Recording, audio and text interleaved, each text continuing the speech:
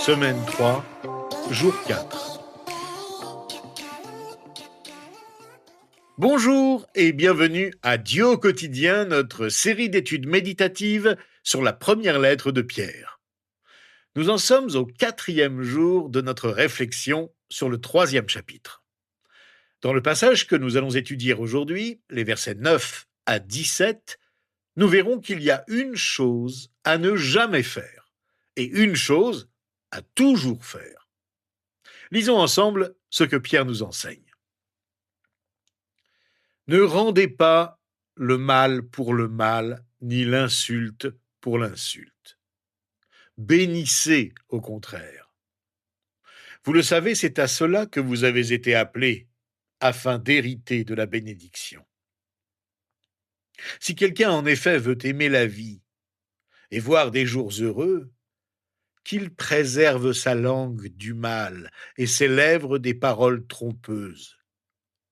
Qu'il se détourne du mal et fasse le bien. Qu'il recherche la paix et la poursuive. Car les yeux du Seigneur sont sur les justes et ses oreilles sont attentives à leurs prières. Mais il se tourne contre ceux qui font le mal. Qui vous fera du mal si vous avez pour modèle ce qui est bien? D'ailleurs, même si vous deviez souffrir pour la justice, vous seriez heureux. N'ayez d'eux aucune crainte et ne soyez pas troublés, mais respectez dans votre cœur la sainteté de Dieu, le Seigneur. Soyez toujours prêts à défendre l'espérance qui est en vous devant tous ceux qui vous en demandent raison. Pour les chrétiens, la vengeance n'est jamais la bonne solution. C'est tout. Pierre fait écho à l'enseignement de Jésus ainsi qu'à celui de Paul en affirmant clairement que ceux qui sont en Christ n'ont pas le droit de se venger. Pierre écrit à des croyants qui subissaient probablement des violences physiques et des insultes en raison de leur foi en Christ. La nature humaine nous pousse naturellement à rendre l'appareil. Pierre nous ordonne de rejeter catégoriquement cet instinct. Au lieu de répondre au mal par le mal, à l'insulte par l'insulte, Pierre exhorte ceux qui sont en Christ à bénir. Une bénédiction est une affirmation positive. Pour un chrétien, c'est une demande à Dieu d'aider une autre personne à réussir, de lui accorder sa grâce. Pourquoi ferions-nous une telle chose pour quelqu'un qui nous a blessés ou insultés? Pierre a répondu à cette question plus tôt, au chapitre 2, versets 21 à 25. Nous répondons au mal par une bénédiction, car c'est ce que Jésus a fait pour nous, et c'est lui que nous suivons. Nous marchons sur ses pas. Pierre ajoute 2 idées ici. Premièrement, en tant que chrétiens, nous sommes appelés à bénir en échange du mal et des insultes. Cela fait partie de notre mission, nous qui sommes le peuple élu de Dieu sur terre. C'est un puissant outil de transformation sociale, car seul le pardon peut briser le cycle de la vengeance. Deuxièmement, et de façon plus mystérieuse, en bénissant pour les insultes et le mal, nous recevons ou héritons d'une bénédiction. Cette bénédiction peut désigner la vie éternelle qui nous a déjà été promise en Christ, ou plus probablement elle annonce des récompenses supplémentaires de Dieu dans cette vie et ou dans la vie à venir. Au verset 10 à 12, Pierre cite le psaume 34 pour mieux faire comprendre son enseignement sur la vengeance. Les paroles de David dans l'Ancien Testament restent d'actualité. Ceux qui aspirent à aimer la vie et à connaître des jours heureux doivent faire des choix précis quant à leur mode de vie actuel. Pierre affirme-t-il que si nous vivons comme il s'apprête à le décrire, nous aimerons notre vie et connaîtrons des jours heureux ici-bas? Ou fait-il seulement référence à la promesse de jours heureux dans la vie à venir? Probablement que les 2 affirmations sont vraies, dans une certaine mesure. Dans les psaumes, David exprimait une sagesse, un principe général.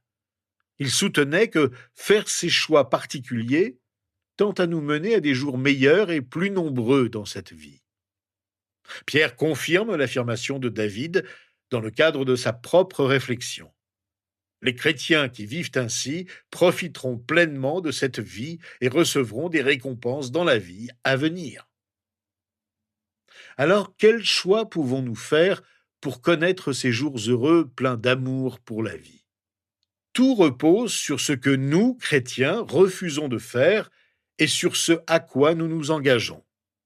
Avant tout, nous refusons de proférer des paroles malveillantes ou trompeuses. Pierre fait probablement référence ici à la vengeance contre ceux qui calomnient et mentent à notre sujet.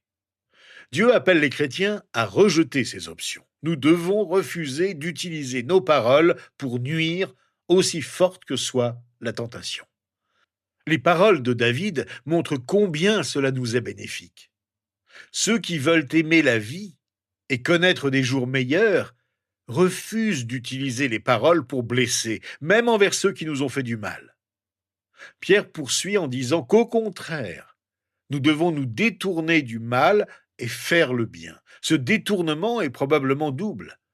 Dans la mesure du possible, nous nous éloignons de la souffrance endurée, mais plus encore, nous nous détournons de notre réaction naturelle, qui serait de rendre le mal à autrui. Cependant, nous ne pouvons pas simplement nous détourner du mal en général. Nous devons nous tourner vers quelque chose. Le peuple élu de Dieu est appelé à faire le bien. Face au mal, Dieu veut que notre réponse soit « Quel bien puis-je faire ?» Plus précisément, nous devons nous demander « Où est la paix ?» ou « Comment puis-je contribuer à instaurer la paix ?» Remarquez le mot « poursuivre ». Trouver la paix, instaurer la paix, ne sera pas toujours facile. Cela exigera souvent de la recherche et de la persévérance. L'escalade du conflit, la vengeance, est toujours la voie la plus facile, la plus humaine. Se détourner du mal pour faire le bien et instaurer la paix sera toujours le choix le plus difficile, mais c'est à cela que le peuple de Dieu est appelé, et c'est le chemin qui mène à aimer la vie et à connaître des jours meilleurs. Cela vaut aussi bien entre frères qu'avec les étrangers qui veulent nous nuire. Ce qu'a écrit David décrit les choix très précis faits par ceux qui aspirent à aimer la vie et à connaître des jours heureux. Pierre confirme l'affirmation de David selon laquelle Dieu voit tout cela. Il observe, il est attentif, il sait et il se soucie de ceux qu'il a choisis pour accomplir ses desseins. Plus précisément, Dieu est attentif aux justes. Pierre a déjà clairement affirmé au chapitre 2 de sa lettre que Jésus, parfaitement juste, a payé le prix de nos péchés par sa mort sur la croix. Ainsi, Dieu est attentif à tous les chrétiens, à tous ceux qui forment son peuple en Jésus. Il est à l'écoute de nos prières. Il est prêt à nous entendre lorsque nous refusons de rendre le mal pour le mal et choisissons plutôt de faire le bien. Nous sommes appelés à rechercher la paix. Mais Dieu voit aussi ceux qui font le mal. Les paroles de David et de Pierre sont un réconfort. Dieu ne reste pas indifférent aux actes blessants de ceux qui font souffrir son peuple. Il s'oppose aux méchants. Justice viendra, comme l'affirme Paul dans sa lettre aux Romains au chapitre 12, verset 19. Ne vous vengez pas vous-même, bien-aimés, mais laissez agir la colère de Dieu. Car il est écrit, c'est à moi qu'appartient la vengeance.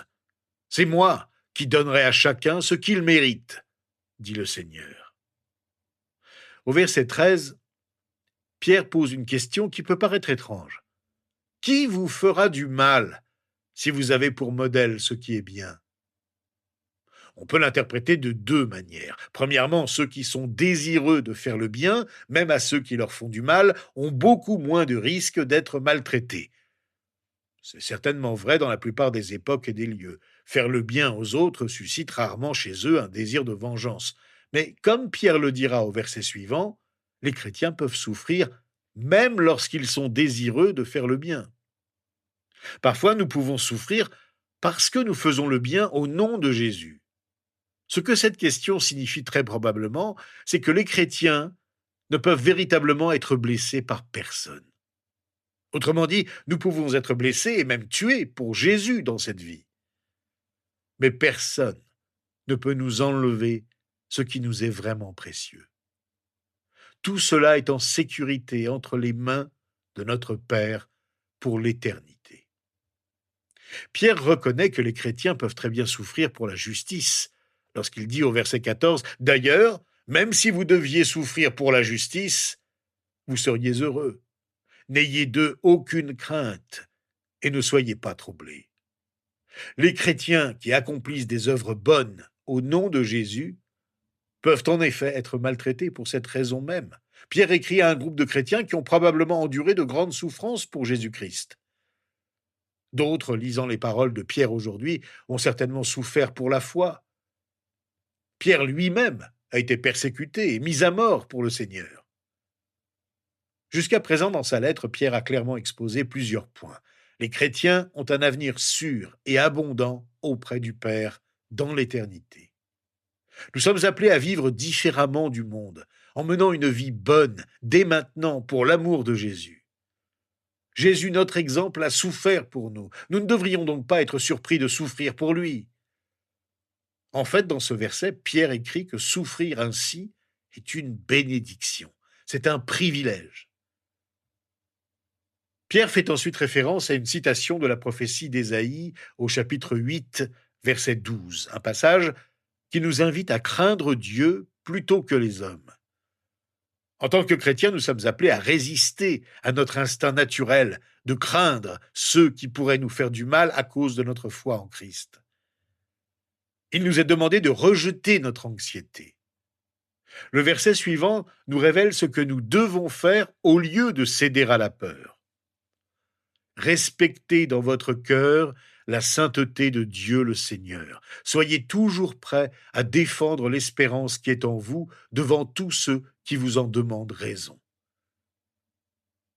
Pierre révèle ici comment les croyants devraient choisir de réagir. Tout d'abord, nous devons consacrer notre cœur à la pleine gloire de Jésus-Christ comme Seigneur. Pierre s'adresse à des croyants. Ses destinataires reconnaissent déjà Jésus comme le Seigneur de tous. Pourtant, il exhorte les chrétiens à se concentrer intensément sur le rôle de Christ comme notre Maître, en vivant comme si cela était une vérité absolue en toutes circonstances, même dans la souffrance. Pierre nous appelle à une soumission totale à Christ. Lorsque nous le reconnaissons comme Seigneur, nous sommes transformés. Pierre affirme que ceux qui nous observent remarqueront la différence. Cette différence, c'est l'espérance. Même au cœur de la souffrance, notre espérance est manifeste. Aussi, Pierre nous invite-t-il à être prêt à répondre à la question que notre vie devrait inspirer. Comment pouvez-vous garder autant d'espérance dans des circonstances si difficiles ? Pierre anticipe la curiosité. L'espérance et la joie contrastent fortement avec la réaction humaine habituelle face à la souffrance, à tel point que l'on cherchera à les comprendre. Que répondrons-nous à cette question ? Nous devons être prêts à défendre notre foi, à la présenter. Il nous faut rejeter la pression culturelle qui nous pousse à garder nos convictions pour nous et oser parler, au contraire, de la bonne nouvelle du salut par la foi en Christ. Pierre précise comment nous devons le faire au versets 16 et 17 de notre chapitre. Faites-le avec douceur et respect, en gardant une bonne conscience, afin que là même où ils vous calomnient, comme si vous faisiez le mal, ceux qui critiquent votre bonne conduite en Christ soient couverts de honte.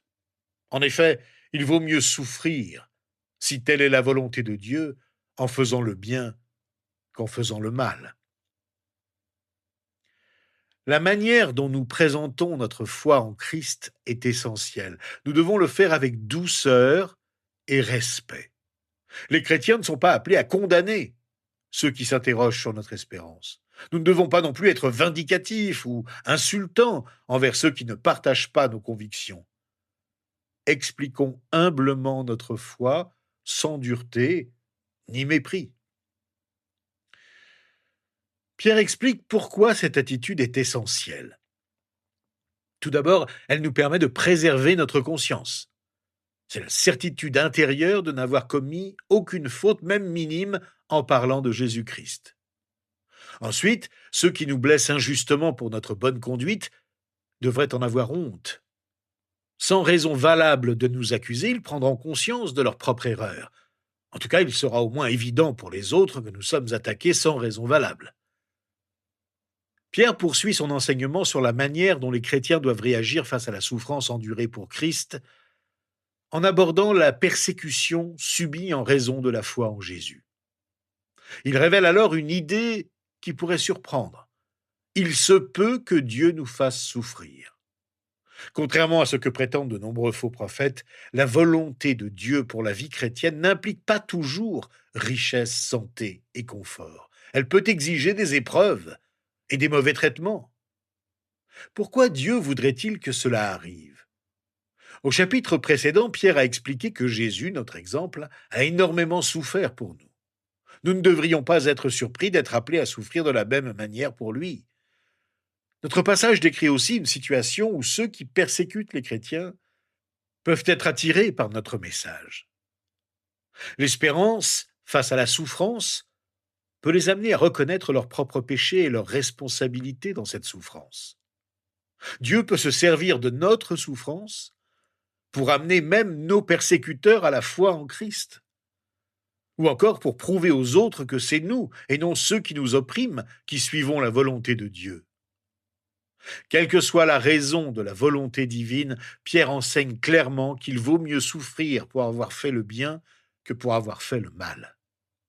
Pour un chrétien, souffrir pour Christ est source de bénédiction, pour lui-même et pour le monde qui l'entoure. Souffrir pour avoir mal agi, en revanche, signifie que la souffrance n'est que la conséquence de notre propre péché. Pour un croyant, c'est particulièrement odieux, car cela peut nuire à la réputation de Christ dans le monde. Prions donc ensemble pour que, quelle que soit la situation dans laquelle nous nous trouvons, notre comportement invite ceux qui nous entourent à croire au message de la bonne nouvelle. Seigneur notre Dieu, nous nous approchons de toi humblement. Tu sais combien il nous est difficile de réagir avec douceur et respect lorsque nous sommes accusés injustement, lorsqu'on nous veut du mal ou qu'on nous fait mal. Il nous est difficile de ne pas vouloir nous venger. Nous te demandons pardon pour les fois où nous ne t'avons pas honoré, où nous avons cherché à nous venger, même quand ce qui nous arrivait n'avait rien à faire avec notre foi en toi. Nous te demandons de nous aider à respecter dans notre cœur ta sainteté, afin de toujours désirer te ressembler et de ne plus t'offenser par nos paroles comme par nos actes. Qu'en toutes circonstances, nous sachions garder bonne conscience en nous rappelant constamment comment Jésus a réagi face aux critiques, aux insultes et aux mauvais traitements qu'il a subis. Nous voulons te plaire, Seigneur, toi que nous adorons. C'est au nom de Jésus que nous te prions. Amen. Rejoignez-nous demain. Nous réfléchirons ensemble sur l'un des passages les plus difficiles à comprendre du Nouveau Testament.